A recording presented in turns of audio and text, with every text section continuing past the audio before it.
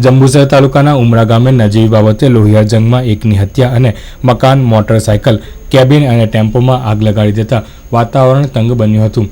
બનાવને વિસ્તારથી જોતા ગત રાત્રિના રોજ અમિત નામની વ્યક્તિ મોટરસાયકલ લઈને જતો હતો। તે દરમિયાન જુમ્મા ખાન સાથે મોટરસાયકલ ધીરેથી ચલાવવા બાબતે બોલાચાલી થતા બોલાચાલીએ ઉગ્ર સ્વરૂપ લેતા જુમ્મા ખાનનો દીકરો શેરુ ધાડીઓ લઈને અરવિંદભાઈના હાથ ઉપર હુમલો કરતા તેઓનો હાથનો અંગૂઠો કપાઈને અલગ પડી ગયો હતો।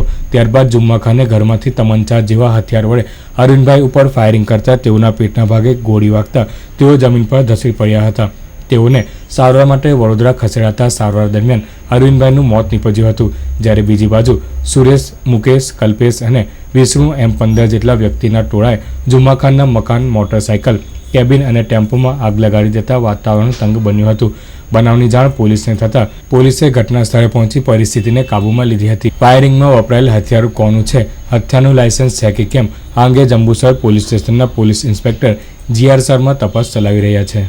તારીખ 2/3/17 રોજ આશરે સાંજના 8:30 વાગે ઉમરા ગામે સામાન્ય બોલાચાલી એટલે મોટરસાયકલ કેમ તું આટલી ફાસ્ટ ચલાવે છે તે બાબતમાં બોલાચાલી થતાં ઉગ્ર સ્વરૂપ થયેલું, જેના કારણે ઉમરા ગામે આગજની તેમજ ફાયરિંગ જેવા ગુનાઓ બનવા પામેલા છે।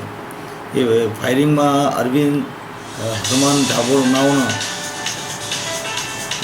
મૃત્યુ નિપજ્યું છે અને બંને તરફે ફરિયાદ પોલીસ સ્ટેશનમાં નોંધવામાં આવેલી છે તથા હાલ તપાસ ચાલુ છે।